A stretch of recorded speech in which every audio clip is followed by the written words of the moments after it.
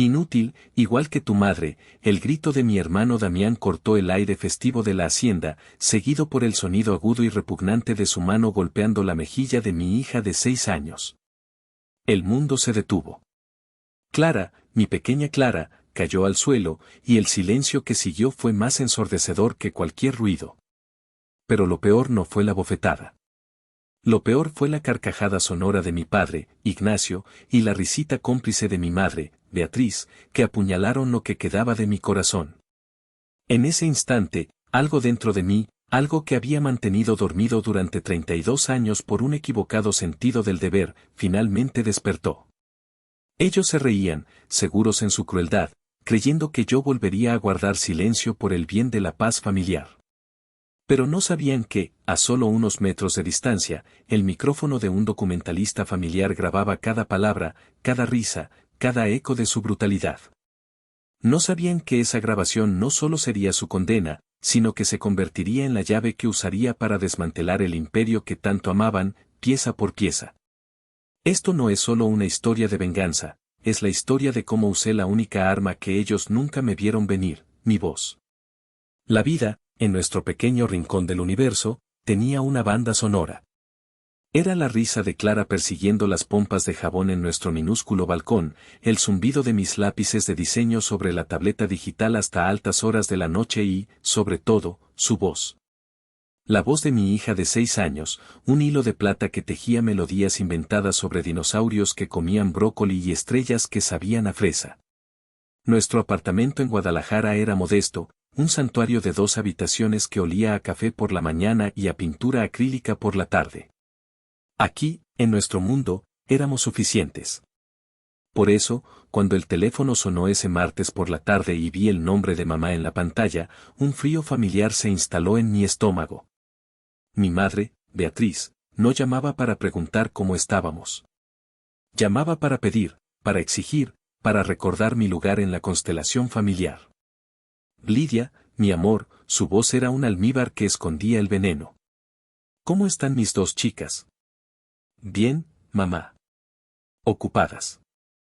Clara tiene un proyecto de ciencias y yo estoy cerrando una campaña importante. Ay, siempre tan ocupada con tus cositas, dijo, minimizando mi carrera como directora creativa a un simple pasatiempo. Te llamo por algo importante. La abuela. Mi corazón dio un vuelco. Doña Elvira. La matriarca. ¿Está bien? Pregunté, mi voz teñida de una genuina preocupación. Perfectamente. Cumple 87, ¿puedes creerlo? Y vamos a celebrar a lo grande, como debe ser. En la hacienda. El próximo fin de semana. Toda la familia tiene que estar ahí. Es el deseo de tu abuela. La hacienda El Ocaso Dorado. El nombre mismo me sabía a hiel. No era un hogar, era un escenario. Un monumento al éxito de mi abuelo, ahora convertido en el feudo de mi padre Ignacio y su heredero, mi hermano Damián. Era un lugar donde el aire estaba espeso con expectativas no cumplidas y juicios silenciosos. Un lugar donde yo nunca encajaba. Mamá, no creo que podamos. De verdad estoy hasta el cuello de trabajo y... Lidia, su tono cambió, el almíbar se disolvió para revelar el acero. No es una pregunta. Es el cumpleaños de tu abuela. ¿Qué clase de nieta serías? ¿Qué clase de ejemplo le estás dando a Clara? Lejos de su familia, como si fuéramos unos extraños. La culpa. Su arma preferida. La blandía con la precisión de un torero. Sabía exactamente dónde clavarla. No es eso, es solo que... Damián. Tu hermano estará encantado de verlas. Él siempre pregunta por ustedes. Una mentira tan descarada que casi me hizo reír. Damián no preguntaba por nosotras, a menos que fuera para usar nuestra vida modesta como un chiste en alguna de sus reuniones de negocios. Y además, continuó Beatriz, asestando el golpe final, tu primo Felipe, el que estudia cine, va a grabar un documental. Un legado para la familia. Tu abuela quiere que todos estemos ahí, sonriendo, juntos. Imagínate qué bonito. Un documental. Un legado. Sonreír. Juntos. Las palabras resonaron en mi cabeza como una sentencia. Sabía lo que significaba. Significaba actuar, fingir que éramos la familia perfecta que mi padre vendía al mundo. Significaba tragarme el desprecio de Damián, las críticas veladas de mi madre, la indiferencia de mi padre. Significaba exponer a Clara a esa atmósfera tóxica. Lo pensaré, mamá. No hay nada que pensar. Las esperamos el sábado al mediodía. No lleguen tarde. A tu padre no le gusta. Clic. Colgó. No hubo un te quiero, no hubo un necesitas algo. Solo una orden. Me quedé mirando el teléfono, un rectángulo de plástico y vidrio que se sentía como una granada en mi mano. Afuera, en el balcón, escuché a Clara cantar una canción sobre una mariposa que volaba hasta la luna. Su voz era pura, libre, sin miedo. Y en ese momento, tomé la decisión que sellaría nuestro destino. Iríamos. Pero mientras empacaba nuestras maletas esa noche, una promesa silenciosa se formó en mi interior. Esta sería la última vez. La última vez que sacrificaría nuestra paz por su fachada. La última vez que permitiría que su oscuridad opacara la luz de mi hija. No tenía idea de cuán profética sería esa promesa. Para entender por qué una bofetada pudo demoler un imperio, primero hay que entender las grietas que ya existían en sus cimientos. Mi relación con Damián no era una rivalidad entre hermanos, era una dinámica de poder establecida desde nuestra infancia. Él era el sol alrededor del cual giraba el universo de mis padres, y yo era un planeta distante, apenas visible. Mi mente, mientras conducía hacia la hacienda, se convirtió en lo que yo llamaba el Museo del Dolor, una galería privada de agravios que rara vez compartía con nadie. La primera exhibición era una vitrina de cristal brillante, y dentro, un trozo de tela de organza blanca, manchada de mole. Mi vestido de quinceañera. Tenía 14 años y había pasado 6 meses trabajando en él. No porque no pudiéramos pagarlo, sino porque quería algo mío, algo que yo hubiera creado. Había bordado a mano pequeñas flores de colores en el corsé, cada puntada un sueño de la mujer en la que esperaba convertirme. La noche antes de la fiesta, lo colgué, perfecto y radiante, en mi armario. Damián, que entonces tenía 17 y estaba furioso porque papá le había negado las llaves del coche nuevo, entró a mi cuarto. No recuerdo sus palabras exactas, solo la burla en su voz. Tanta emoción por una fiesta estúpida. A la mañana siguiente, encontré el vestido en el suelo, con una mancha oscura y grasienta de mole justo en el centro del corsé. El mole que la cocinera había preparado para la cena de esa noche. Cuando grité, mis padres acudieron. Damián, con una calma ensayada, dijo que seguro había sido Rosita, la joven ayudante de cocina, que debió entrar a curiosear y lo tiró por accidente. Yo lloré, grité que era él, que lo había hecho a propósito. Mi padre me miró con esa decepción tan suya. ¿Por qué inventas esas cosas, Lidia? ¿Por qué siempre tienes que ser tan dramática? Tu hermano nunca haría algo así. Rosita fue despedida esa misma tarde, a pesar de sus lágrimas y sus ruegos de inocencia. Yo tuve que usar un vestido comprado a toda prisa, uno que odiaba. Durante toda la fiesta, sentí la mirada triunfante de Damián sobre mí. Y yo, por no arruinar el evento que mi padre había pagado, por no causar más problemas, guardé silencio. Aprendí una lección, la verdad no importaba, lo que importaba era la versión de Damián. La segunda exhibición en el museo era una fotografía descolorida. Yo, a los 20 años, con mi uniforme de camarera, sonriendo con cansancio. Al lado, una foto brillante de Damián apoyado en el capó de una camioneta de lujo. Ambos estábamos en la universidad. Cuando yo le pedí a mi padre ayuda para la matrícula de mi carrera de comunicación, él se rió. Mijita, ¿para qué quieres estudiar tanto? Una mujer demasiado lista espanta a los buenos maridos. Mejor aprende a cocinar bien. Me pagué la carrera yo sola, trabajando como mesera, como vendedora, como lo que fuera. Veía a mis amigas salir los fines de semana mientras yo servía mesas, con los pies hinchados y el olor a comida impregnado en el pelo. Damián, mientras tanto, estudiaba administración de empresas, aunque pasaba más tiempo en fiestas que en clases. Se graduó con honores mediocres, pero mi padre le regaló la camioneta para que empezara su vida profesional con el pie derecho.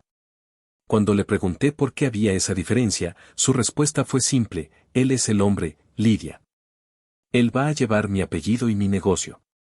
Es una inversión. No era mi hermano, era una inversión. Yo era un gasto. Y de nuevo, por un orgullo terco, por la necesidad de demostrar que podía sola, guardé silencio. Mientras los campos de agave azul se extendían a ambos lados de la carretera, un nudo se formó en mi garganta. Iba de camino a celebrar a mi abuela, pero en realidad iba de camino al lugar donde cada herida se había formado, donde cada silencio se había solidificado hasta convertirse en los barrotes de mi propia jaula. Estaba volviendo al origen de mi dolor, sin saber que esta vez, en lugar de añadir una nueva pieza al museo, iba a quemarlo todo hasta los cimientos. La galería dedicada a mis padres en el museo era más sutil, no contenía actos de agresión directa, sino una colección de ausencias, de palabras no dichas y de expectativas aplastantes. Era una exhibición sobre el arte de hacer sentir a una hija completamente invisible. La pieza central era una mesa de comedor vacía. Representaba la noche en que les presenté a Esteban, el hombre que se convertiría en mi esposo y, más tarde, en mi exesposo. Esteban era un hombre bueno. Un artista gráfico brillante, amable, que me veía a mí, a Lidia, no a la hija de Ignacio, el rey del tequila. Crecimos en mundos diferentes. El mío estaba hecho de apellidos y balances bancarios, el suyo, de colores, creatividad y una familia ruidosa y amorosa que comía junta todos los domingos. Yo sabía que sería una batalla, pero estúpidamente, creí que mi felicidad sería suficiente. La cena fue en la hacienda, por supuesto. Mi padre apenas miró a Esteban. Su primera pregunta no fue ¿a qué te dedicas?, sino ¿quiénes son tus padres? La segunda, ¿dónde estudiaste? Y la tercera, con una frialdad que helaba el vino en la copa, ¿cuál es el patrimonio de tu familia? Esteban, sin inmutarse, respondió con honestidad. Era hijo de un maestro y una enfermera. Había estudiado en una universidad pública con una beca. Su único patrimonio era su talento. Pude ver la mueca de desdén en el rostro de mi padre. A mitad de la cena, Ignacio levantó su copa y, mirando a sus invitados pero hablando para que yo lo oyera, dijo: la sangre, señores, es lo más importante. Uno puede hacer dinero, pero la buena cuna no se compra. Más tarde esa noche, lo escuché decirle a mi madre en la biblioteca: ese bueno para nada no es digno de nuestra hija. Es un don nadie. Nunca se lo perdoné. Aún así, me casé con Esteban. Y por demostrarles que estaban equivocados, por la rebelión de elegir mi propia vida, guardé silencio sobre el dolor que sus palabras me habían causado. La siguiente instalación era un teléfono antiguo, de disco.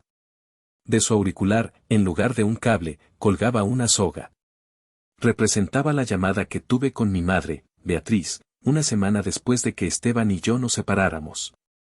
El divorcio fue la decisión más difícil de mi vida. Nos queríamos, pero queríamos cosas diferentes. Él soñaba con una vida sencilla, viajando por el mundo en una furgoneta. Yo, con una hija en brazos, necesitaba estabilidad. Nos separamos con dolor, pero con respeto mutuo. Cuando llamé a mi madre para decírselo, esperando, tontamente, una pizca de consuelo, su respuesta fue una daga. ¿Ves? Te lo dijimos. Tu padre siempre supo que ese hombre no era para ti. Mamá, no fue su culpa. Simplemente no funcionó. Ay, Lidia, suspiró, como si cargara con el peso de mi estupidez. Los hombres no se van de una casa feliz sin razón. Algo habrás hecho. Siempre has sido tan intensa. Tan terca. Seguramente lo hartaste. No preguntó qué pasó. No preguntó cómo estaba yo, o cómo estaba su nieta, Clara. Su única preocupación era que yo había validado su juicio inicial. Yo era el fracaso que ellos siempre habían predicho. La hija defectuosa. Colgué el teléfono y lloré durante horas, no por mi matrimonio roto, sino por la absoluta soledad de ser hija de alguien que nunca, jamás, estaría de mi lado. Y después de eso, sobre mi divorcio, sobre mis luchas como madre soltera, sobre mis miedos y mis pequeñas victorias, guardé silencio. ¿Para qué hablar si la única respuesta era un eco de mis propios fracasos? El motor del coche zumbaba, comiéndose los kilómetros que me acercaban a ellos. Clara dormitaba en el asiento trasero, abrazada a un conejo de peluche. La miré por el retrovisor. Ella era la razón de todos mis silencios, la razón por la que soportaba las cenas incómodas y las llamadas hirientes. Quería que tuviera una familia, abuelos, un tío, primos. Quería darle el clan que yo nunca sentí como mío. Era una buena intención, nacida del amor más puro. Pero a veces, las mejores intenciones pavimentan el camino al infierno. Y estábamos a punto de llegar a sus puertas. La hacienda El Ocaso Dorado no te recibía, te sometía. Sus muros de adobe, pintados de un ocre intenso, se alzaban como una fortaleza contra el mundo exterior. Bugambillas de un fucsia violento se derramaban por las paredes, hermosas y salvajes. Al cruzar el arco de piedra, el ruido del mundo se desvanecía, reemplazado por el murmullo de las fuentes y el canto de los pájaros. Era un paraíso construido sobre secretos, un escenario perfecto para la tragedia que estaba a punto de desatarse. Dejamos el coche bajo la sombra de un pirul centenario y, al instante, un mozo uniformado apareció para llevar nuestro equipaje. Clara, despertando de su siesta, abrió los ojos con asombro. «¡Guau, mamá, es como un castillo!». «Sí, mi amor. Es la casa de la abuela Elvira», dije, forzando una sonrisa que no me llegaba a los ojos. Mi madre nos recibió en la puerta principal. Llevaba un vestido de lino blanco impecable y joyas de oro que brillaban bajo el sol de Jalisco. Su abrazo fue breve, más una formalidad que un gesto de afecto. Sus ojos me escanearon de arriba a abajo, juzgando mi ropa, mi peinado, mi cansancio. Llegaron. Pensé que se habían perdido, dijo, su tono una mezcla de alivio y reproche. Tu padre ya estaba preguntando. Había tráfico en la salida a Tequila, mentí. En realidad, había estado dando vueltas durante 20 minutos en el pueblo, tratando de armarme de valor para entrar. Dentro, el gran patio central bullía de actividad. Familiares que no había visto en años charlaban en grupos, con copas de tequila en la mano. La decoración era exquisita, obra de mi madre, arreglos florales masivos, manteles bordados, una mesa de postres que parecía sacada de una revista. Todo era perfecto. Demasiado perfecto. Mi padre, Ignacio, estaba junto a la barra, pontificando sobre política con mis tíos. Me vio, levantó su vaso a modo de saludo y siguió con su conversación. Ni un abrazo, ni un qué bueno que llegaron. Solo un reconocimiento, como si yo fuera una empleada más. Y entonces lo vi. Damián. El heredero. Estaba en el centro de todo, riendo a carcajadas, con una mano en el hombro de un primo y la otra sosteniendo un puro. Irradiaba esa confianza arrogante de quien nunca ha conocido un obstáculo real en su vida. Nuestros ojos se cruzaron. Su sonrisa se torció en una mueca de superioridad. Vaya, vaya, dijo, acercándose. Si es la hermana pródiga, la mamá soltera de la gran ciudad. ¿Viniste a ver cómo vive la gente de verdad? Me tensé, pero me obligué a mantener la compostura por Clara, que se escondía detrás de mis piernas. Hola, Damián. Vinimos a felicitar a la abuela. Claro, la abuela, dijo, revolviendo el pelo de Clara con una brusquedad que me molestó. ¿Cómo está la pequeña cantante? ¿Todavía das lata con tus grititos? Antes de que pudiera responder, apareció mi primo Felipe. Era más joven que nosotros, un alma artística en una familia de empresarios. Llevaba una cámara profesional colgada del cuello. Prima Lidia. Qué bueno que viniste. Su sonrisa era genuina, un oasis en ese desierto de hipocresía. La abuela Elvira me pidió que grabara todo. Un video legado, ya sabes. Quiere capturar la esencia de la familia. Colocó un pequeño micrófono inalámbrico, casi invisible, en el centro de la mesa principal, disimulado entre las flores. Es para que el audio quede perfecto, me explicó en voz baja. para capturar las conversaciones naturales. Sonreí, sin saber que ese pequeño aparato, diseñado para capturar recuerdos felices, se convertiría en el testigo silencioso de un crimen y en el arma de mi liberación. La tarde transcurría en un guión predecible de hipocresía familiar. Las sonrisas eran tan brillantes como la plata pulida, y las conversaciones, tan superficiales como los platos de canapés. Yo navegaba por el evento con la pericia de una superviviente, manteniendo a Clara cerca, desviando las preguntas condescendientes de mis tías sobre mi trabajito y asintiendo a los monólogos de mi padre sobre la última cosecha de agave.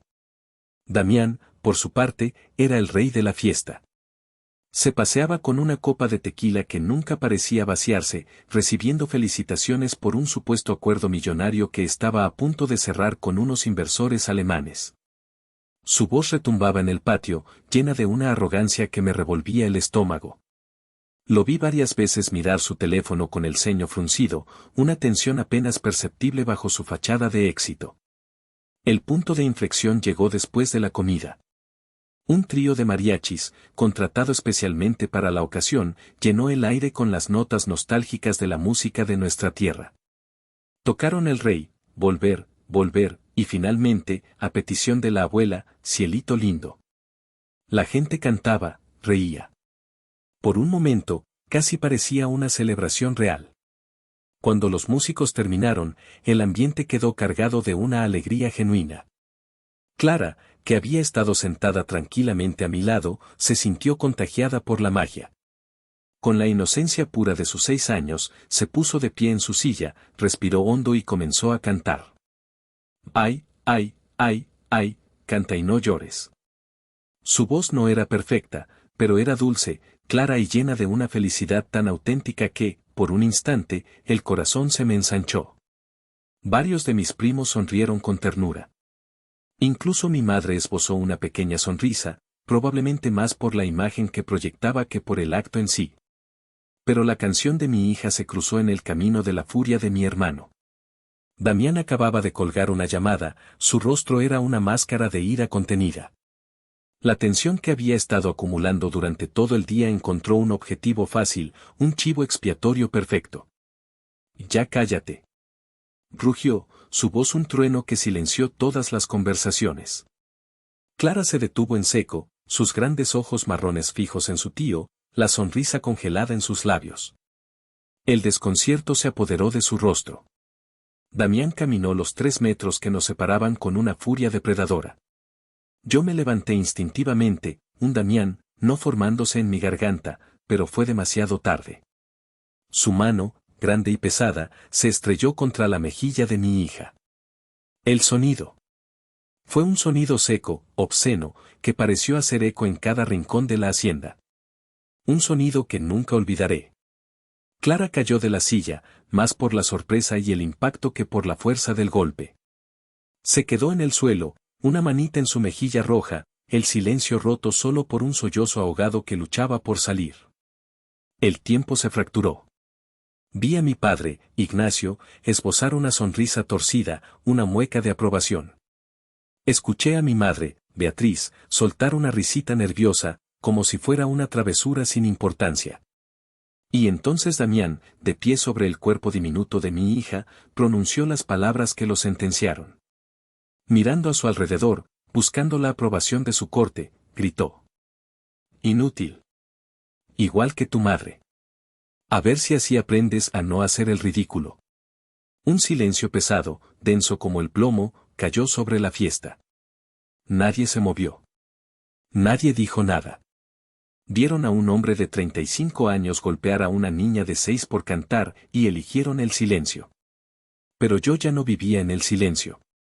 Algo se rompió dentro de mí.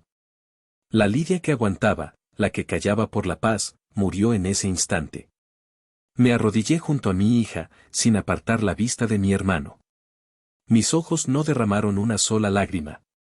Eran 2 pozos de un odio tan frío y puro que Damián retrocedió un paso, incómodo.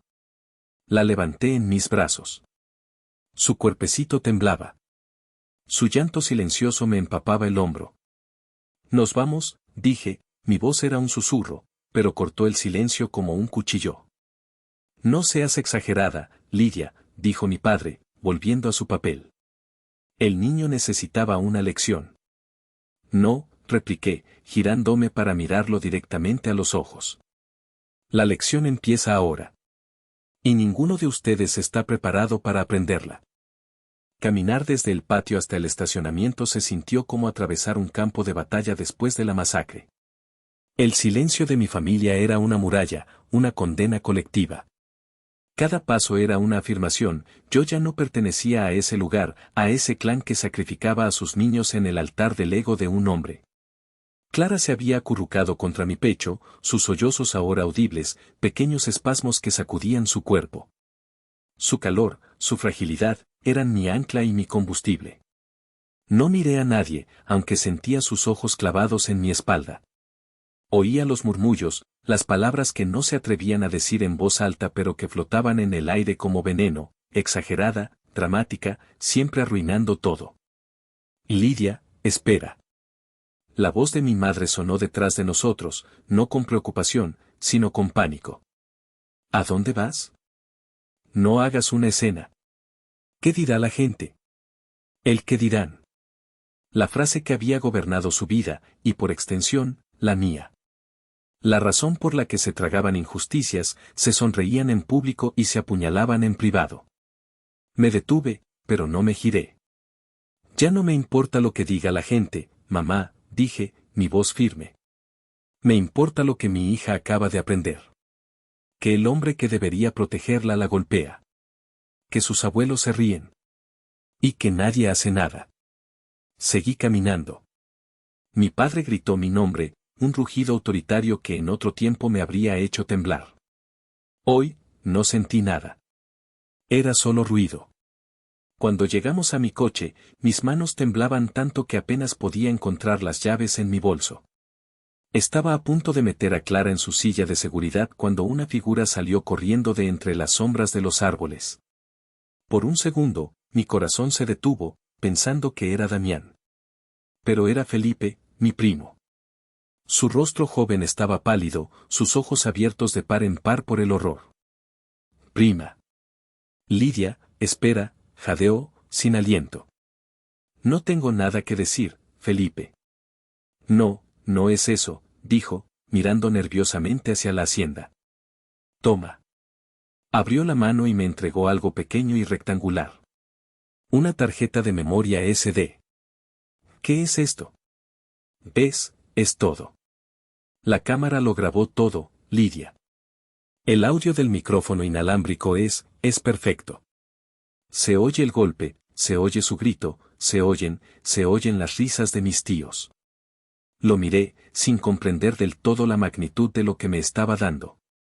Hice una copia en mi laptop antes de que nadie se diera cuenta. Esta es la original. Mi tío Ignacio seguro me pedirá que borre todo. Dirá que es para proteger a la familia. Pero esto no es familia. Lo que él hizo. Su voz se quebró. Era solo un chico, un estudiante, atrapado en una pesadilla que no había elegido.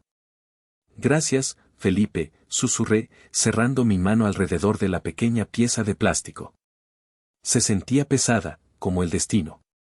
No te preocupes, nunca diré que me la diste tú. Él asintió, con lágrimas en los ojos. Cuida a Clara, prima. Se dio la vuelta y corrió de regreso a la fiesta, de vuelta a la mentira. Mientras aseguraba a Clara en su asiento, la tarjeta de memoria ardía en mi bolsillo. No era solo un archivo de video. Era un testimonio. Era un arma. Era la verdad, cruda e innegable. Y mientras me alejaba de la hacienda El Ocaso Dorado, viendo sus luces parpadear y desaparecer en el espejo retrovisor, supe que no estaba huyendo. Estaba yendo a la guerra. No conduje a mi casa. Conducir a mi santuario con esa tormenta dentro de mí habría sido una profanación. En su lugar, mis manos, actuando con una memoria propia, me llevaron a través de las calles de Guadalajara hasta el único lugar donde podía desmoronarme y reconstruirme al mismo tiempo, la cocina de Elisa. Elisa era mi ancla. Mi amiga desde la universidad, mi abogada de divorcio, la madrina de Clara. Era la hermana que elegí. Cuando abrí la puerta, no necesité decir una palabra. Vio mi rostro, vio a Clara dormida en mis brazos con la mejilla hinchada y roja, y su expresión de bienvenida se transformó en una furia glacial. «Pasa», dijo, su voz baja y peligrosa. «Pon a la niña en la habitación de invitados. Luego vienes aquí y me lo cuentas todo. Y cuando termines, me dirás a quién vamos a destruir primero». Una hora después, con Clara arropada y a salvo, las dos estábamos sentadas en su mesa de roble. Una botella de tequila, irónicamente, de la competencia de mi familia, y 2 vasos entre nosotras. Y en la pantalla de su laptop, la verdad. Inserté la tarjeta de memoria. El video comenzó. La fiesta, las sonrisas falsas, los mariachis. Y luego, la dulce voz de Clara cantando Cielito lindo. Elisa sonrió. Pero su sonrisa se borró cuando la cámara, operada por un tembloroso Felipe, giró para captar a Damián levantándose. Vimos la escena desarrollarse en un silencio absoluto. El grito. El golpe. La caída. Las palabras de Damián, inútil, igual que tu madre. Y lo peor, lo que hizo que Elisa cerrara los ojos con dolor, el audio nítido de la risa de mi padre y el comentario de mi madre, ya era hora de que alguien le enseñara. Cuando el video terminó, Elisa no dijo nada. Se levantó, sirvió 2 generosos vasos de tequila y me pasó uno. «Salud», dijo, con una voz desprovista de emoción. «Por el fin de una era». Bebimos en silencio. El alcohol quemó mi garganta, pero no pudo tocar el hielo que se había formado en mi pecho. «Podemos ir a la policía», dije, más por costumbre que por convicción. «Es asalto». Elisa negó con la cabeza. «Lidia, escúchame. Esto no se resuelve en una comisaría. Tu padre contrataría al mejor bufete de Jalisco. Argumentarían disciplina familiar. Lo convertirían en un circo mediático donde tú eres la hija resentida y él, el hermano preocupado. Te harían pedazos. Saldría libre y tú quedarías como la loca. No vamos a jugar su juego. Vamos a crear uno nuevo». Abrió su laptop de nuevo, sus dedos volando sobre el teclado. «Tu hermano no es solo un matón. Es un empresario. El CEO de Tequila Sol de Jalisco. Y los empresarios tienen una debilidad más grande que su ego, su reputación. Atacaremos ahí». Mientras yo la observaba, fascinada por su mente afilada, sus ojos se iluminaron. «Lidia, ¿qué sabes del trato con los alemanes?» «Solo lo que escuché hoy. Un acuerdo millonario». Damián no paraba de presumir. «Se llama Smith Beverage Group», dijo Elisa, leyendo en voz alta. «Es un conglomerado masivo. Y están a punto de firmar un acuerdo de distribución exclusiva valorado, según este artículo de finanzas, en 500 millones de pesos. 500 millones. La cifra flotaba en el aire, obscena. «Aquí está», susurró Elisa, su voz vibrando con emoción. «Lo encontré. En su informe anual. Tienen una política de responsabilidad social corporativa y abastecimiento ético. Son muy estrictos al respecto. No se asocian con empresas que no cumplan con sus estándares de derechos humanos y prácticas laborales justas». Levantó la vista de la pantalla, y en sus ojos vi el reflejo de mi propia furia, pero canalizada, enfocada, convertida en una estrategia letal. «Lidia, tú eres directora creativa. Vives de crear narrativas, de controlar percepciones. Pues bien, esta será la campaña de tu vida. No vamos a denunciar a un hombre que golpeó a una niña. Vamos a informar a un socio comercial que su futuro aliado está dirigido por un hombre cuya disciplina familiar viola cada uno de los principios que ellos dicen defender. No usaremos la ley. Usaremos su propio manual de reglas en su contra». Me quedé mirándola, y por primera vez en horas, el hielo en mi pecho comenzó a derretirse, reemplazado por el fuego de un propósito. Ya no era una víctima. Era una estratega. Y la guerra acababa de comenzar. La noche se hizo profunda, pero la cocina de Elisa se convirtió en nuestro cuartel general. El aire, antes cargado de conmoción y dolor, ahora vibraba con una energía febril y metódica. No éramos 2 amigas consolándose, éramos un equipo de crisis elaborando un plan de ataque. No podemos usar tu nombre, dijo Elisa, mientras abría una ventana de incógnito en su navegador. Ni el mío. Necesitamos ser un fantasma. Una fuente anónima y creíble. Creó una cuenta de correo electrónico temporal, con un nombre genérico e imposible de rastrear. justiciaparalaniñez@protonmail.com. Sonreí con amargura. Era perfecto. El siguiente paso fue el más delicado, editar la evidencia. No para manipularla, sino para afilarla. Usando un software de edición básico, recortamos el largo video de la fiesta, dejando solo los 45 segundos más condenatorios. Desde el inicio de la canción de Clara hasta mi padre diciendo el niño necesitaba una lección. Lo vimos una y otra vez, asegurándonos de que no hubiera contexto que pudieran usar para tergiversar la situación. El clip era brutal, inequívoco. Ahora, el texto, dijo Elisa. Tiene que ser profesional. Cero emoción. Como si fueras una empleada descontenta o un competidor. Datos, no drama. Fue entonces cuando mi propia experiencia profesional tomó el control. Cerré los ojos y me imaginé que no estaba escribiendo sobre mi hija, sino sobre un caso. Un cliente.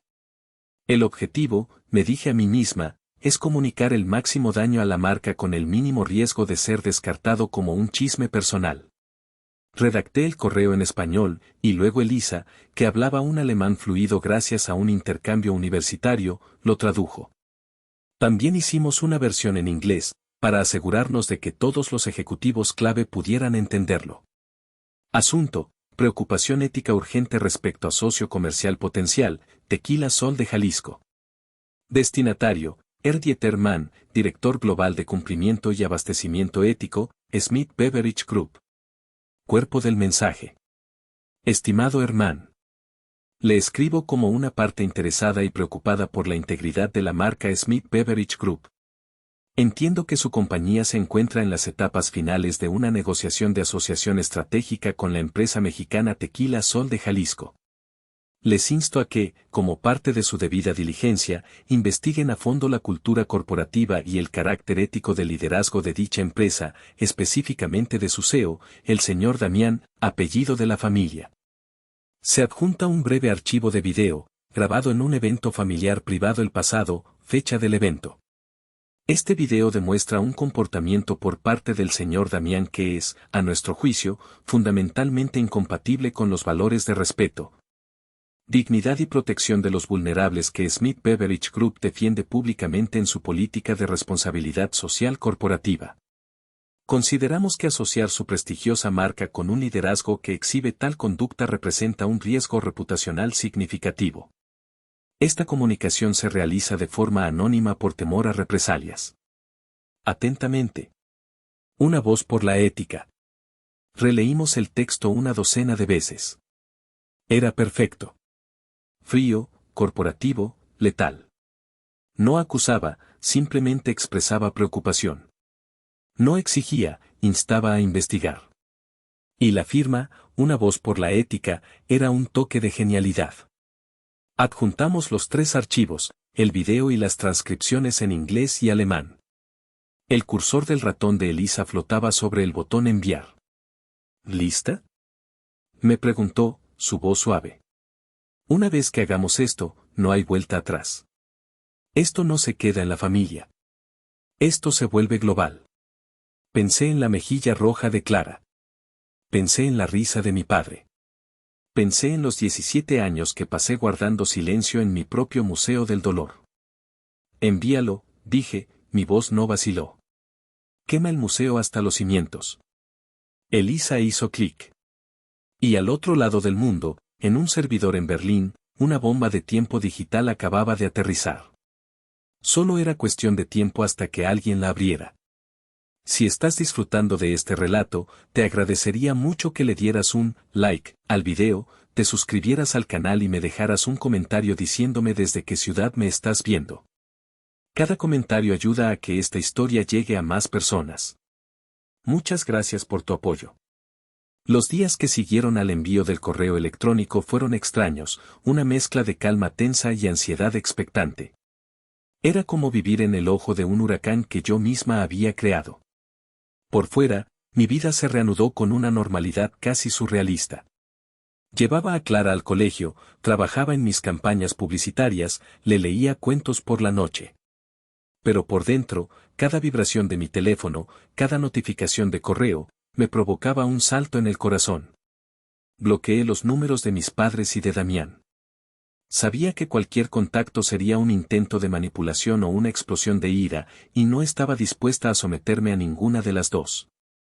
Mi hogar se convirtió en una fortaleza, un refugio donde el mundo exterior y su toxicidad no podían entrar. Clara fue mi centro. La llevé con una terapeuta infantil maravillosa, una mujer cálida que, a través de juegos y dibujos, comenzó a ayudarla a procesar el trauma. Clara dibujó a un tío monstruo con manos muy grandes y una boca que gritaba. Dibujó a una niña pequeña llorando arcoíris. La terapeuta me explicó que era su forma de darle color y forma a un dolor que no tenía palabras para expresar. Ver esos dibujos me partía el alma, pero también reforzaba mi convicción. Había hecho lo correcto. El silencio de la familia era total. Era un silencio antinatural, como el que precede a un terremoto. Sabía que no era paz, era preparación. Estarían hablando entre ellos, construyendo su narrativa, pintándome como la villana. Me imaginaba las llamadas, los conciliábulos, la indignación controlada. Pero no me importaba. Su opinión había dejado de tener peso en mi universo. La primera señal de que la bomba había estallado llegó una semana después. Fue un mensaje de texto de un número desconocido. Necesito hablar contigo. Es sobre Damián. Por favor. Silvana. Silvana. La esposa de mi hermano. La mujer trofeo, siempre perfecta, siempre silenciosa, siempre al lado de su marido como un accesorio de lujo. En todos los años que llevábamos como cuñadas, nuestras conversaciones nunca habían pasado de banalidades sobre el clima o la decoración. ¿Por qué me contactaba ahora? Mi primer instinto fue ignorarla. Seguramente era una trampa, un intento de Damián de llegar a mí a través de ella. Pero algo en la urgencia de su mensaje, en ese por favor, me detuvo. Había una nota de desesperación que se sentía genuina. Le respondí con una sola palabra, ¿dónde? Sugirió un pequeño café en Tlaquepaque, un lugar discreto, lejos de los círculos sociales que frecuentábamos. Lejos de oídos curiosos. Acepté. Mientras conducía hacia nuestro encuentro, 1.000.000 de escenarios pasaron por mi mente. ¿Venía a insultarme? ¿A suplicarme que me retractara? ¿A amenazarme en nombre de su esposo? Me preparé para una confrontación, ensayando mis respuestas, fortaleciendo mis defensas. Cuando llegué, ella ya estaba allí, sentada en la mesa más alejada, de espaldas a la puerta. Llevaba unas enormes gafas de sol y un pañuelo de seda cubriendo su cabello. Parecía una espía en una película de los años 40. Pero cuando se giró al oír mis pasos, me quedé sin aliento. La mujer siempre impecable, la que parecía esculpida en mármol, estaba demacrada. Tenía ojeras oscuras bajo los ojos y sus manos, que jugueteaban nerviosamente con una taza de café, temblaban visiblemente. Gracias por venir, dijo, su voz apenas un susurro. ¿Qué quieres, Silvana? Pregunté, mi tono más duro de lo que pretendía. Se quitó las gafas de sol, y vi la verdad en sus ojos. No había ira. Había miedo. Un miedo profundo y antiguo. Quiero saber qué hiciste, Lidia, dijo, inclinándose sobre la mesa. Porque sea lo que sea, está funcionando. Y creo que acabas de darme la única salida que he tenido en 10 años. Me senté frente a ella, la confusión luchando contra mi instinto de desconfianza. ¿Una salida? ¿De qué estaba hablando? No sé de qué me hablas, dije, manteniendo mi guardia alta. Silvana soltó una risa corta, sin alegría. Por favor, Lidia. No finjas. Damián ha sido un demonio durante la última semana. No duerme, apenas come. Vive pegado al teléfono, gritándole a gente en alemán. Ayer llegaron unos hombres de traje. Auditores. Dijeron que el trato con el grupo Smith estaba en pausa indefinida pendiente de una revisión de ética y cumplimiento. La palabra ética casi le provoca un infarto a tu hermano. Así que esa era la confirmación. La bomba había estallado. La onda expansiva estaba llegando a casa. Damián es tu esposo, dije, probando el terreno. Supongo que estás aquí para defenderlo. Sus ojos se llenaron de lágrimas y la fachada de la esposa perfecta se hizo añicos. ¿Defenderlo? Lidia, he pasado 10 años defendiendo a un monstruo. Defendiendo su ego, sus rabietas, sus infidelidades. Defendiéndolo de sí mismo. Estoy cansada. Se inclinó aún más, su voz bajó a un susurro conspirador. El trato con los alemanes no era para expandir el negocio. Era para salvarlo. La miré, atónita. ¿Salvarlo? Pero si Sol de Jalisco es una mentira, me interrumpió. Es una fachada. Damián ha estado hundiendo la empresa desde que tu padre le dio el control. Malas inversiones, gastos extravagantes, decisiones estúpidas. Ha estado falsificando la contabilidad durante los últimos 2 años para ocultar un agujero. Un agujero enorme, Lidia. De 80 millones de pesos. 80 millones. La cifra me golpeó como un golpe físico. El legado de mi abuelo, el orgullo de mi padre, todo era un castillo de naipes a punto de derrumbarse. El dinero de los alemanes era su única esperanza, continuó Silvana.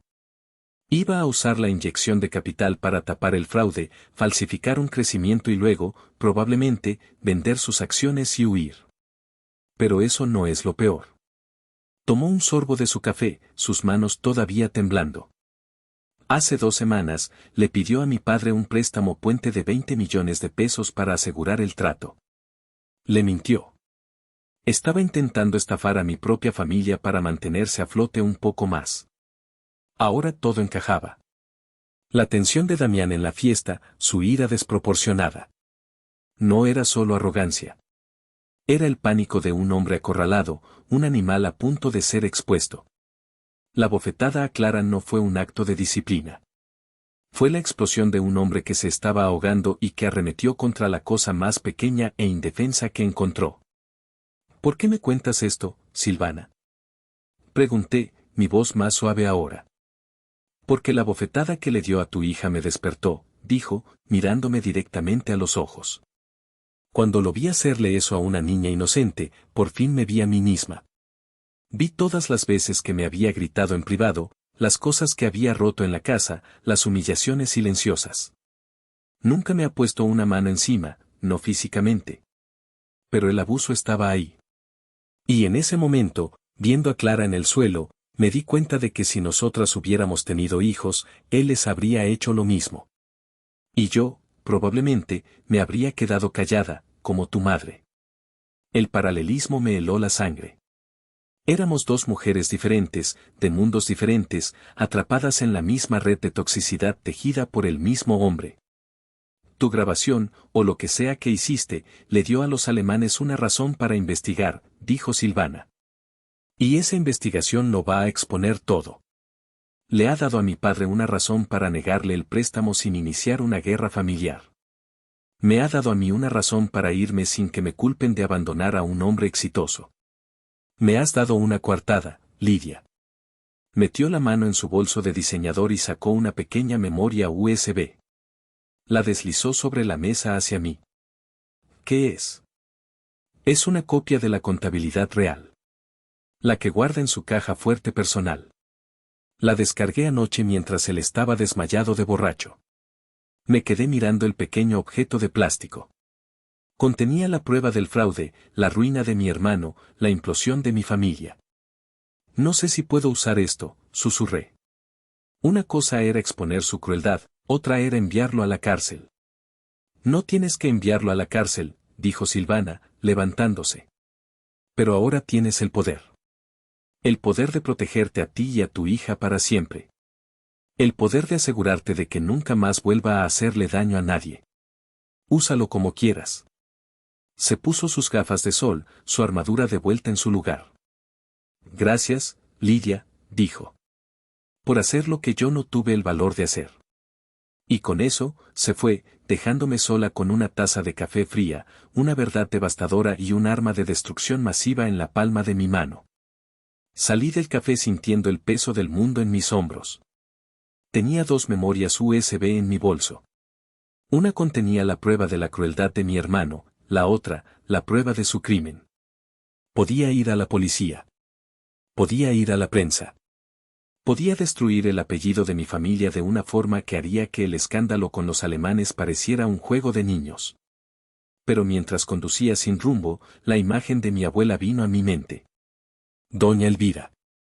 La mujer que había llegado a Jalisco con una sola maleta y había ayudado a mi abuelo a construir un imperio desde cero. Una mujer de una generación donde el honor y el legado lo eran todo. Este escándalo no solo destruiría a Damián y a mis padres, mancharía el trabajo de toda su vida. Y de repente, supe lo que tenía que hacer. No habría policía, no habría periódicos. Esto se resolvería dentro de la familia. Pero no bajo las reglas de mi padre. Bajo las reglas de la única persona a la que él todavía temía y respetaba. Llamé a su número privado. Abuela, dije, cuando contestó con su voz frágil pero firme. Lidia. Sabía que llamarías. No me sorprendió. Doña Elvira siempre lo sabía todo. Necesito verte. A solas. Tengo algo que debes ver. Algo que afecta al legado que tú y el abuelo construyeron. Hubo un silencio al otro lado de la línea. Luego, dijo. Te espero en 1 hora. En la hacienda. Entra por la puerta de atrás. 1 hora después, estaba sentada en su despacho privado. Era una habitación que rara vez se usaba, llena de muebles antiguos, libros encuadernados en piel y el olor a cedro y a tiempo. Mi abuela se sentó frente a mí, sus manos arrugadas pero firmes descansando sobre el escritorio de caoba. No me ofreció té ni palabras amables. Solo me miró con sus ojos oscuros y penetrantes, esperando.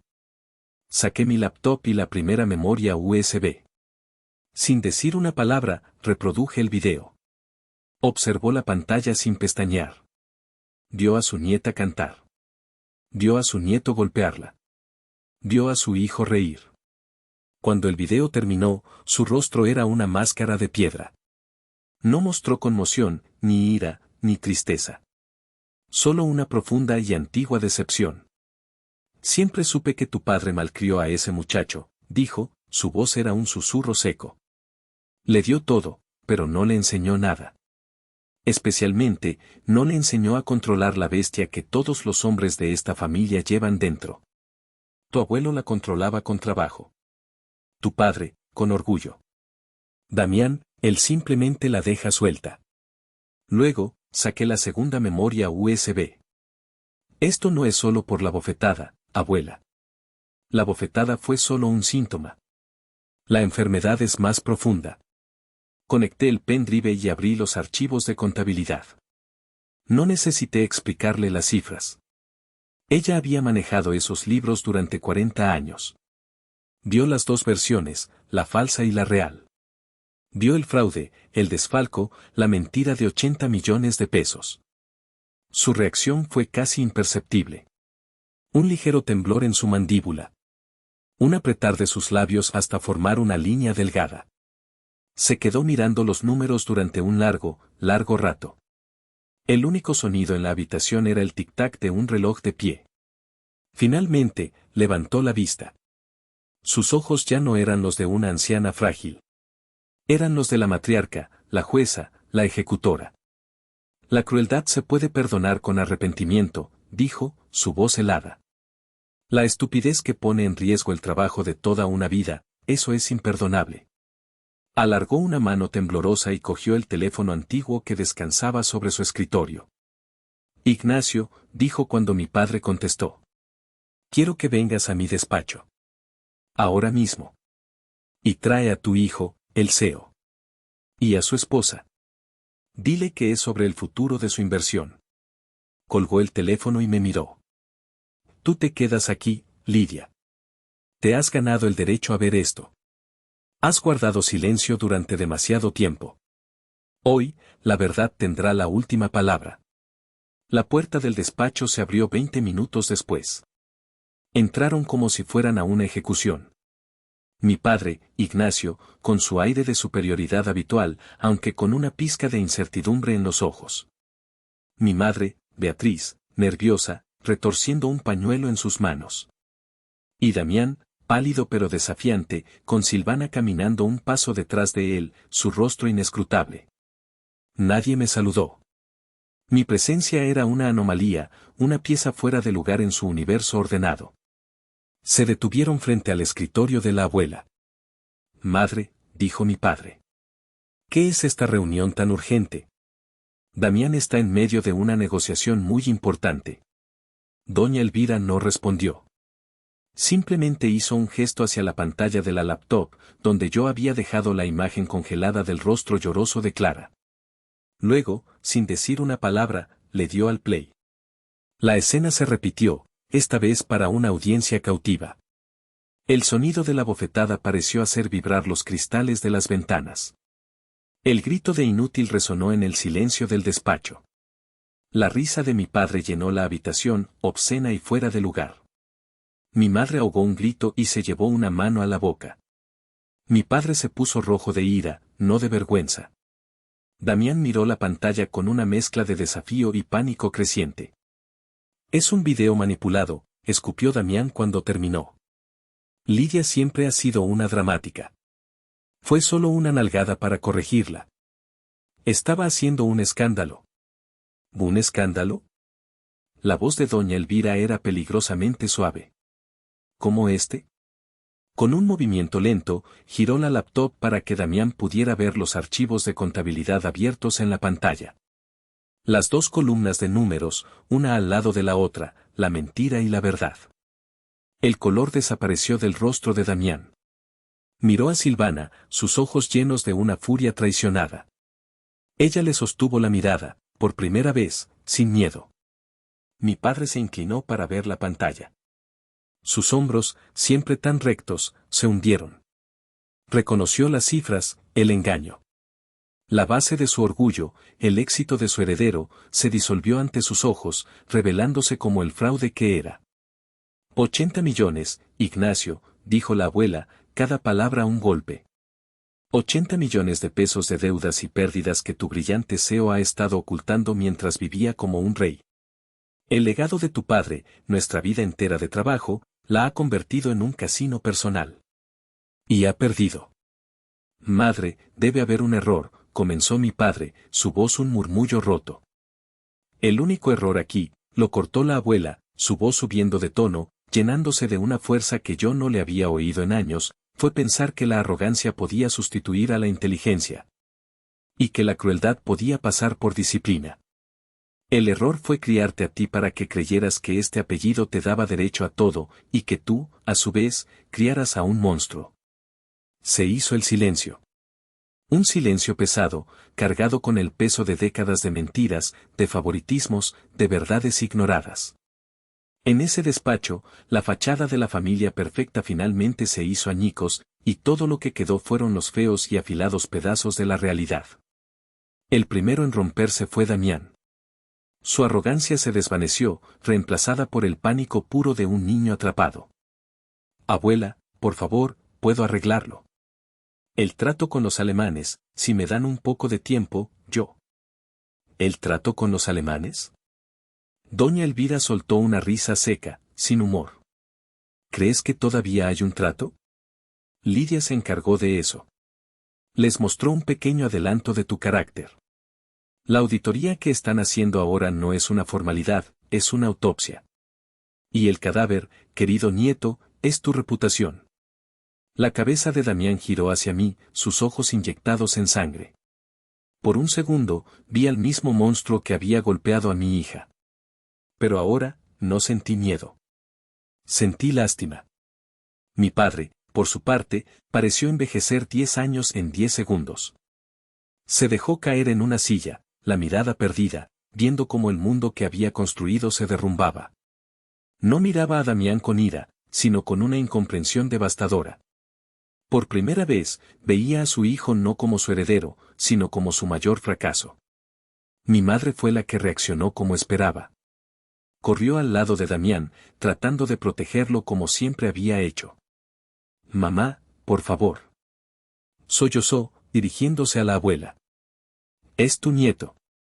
Es mi hijo. No puedes hacerle esto. La gente hablará, seremos la comidilla de todo Jalisco». ¿La gente? La voz de la abuela fue como un látigo. Tu preocupación es el que dirán cuando tu hijo ha cometido un fraude que podría llevarlos a todos a la cárcel y ha abusado de tu propia nieta.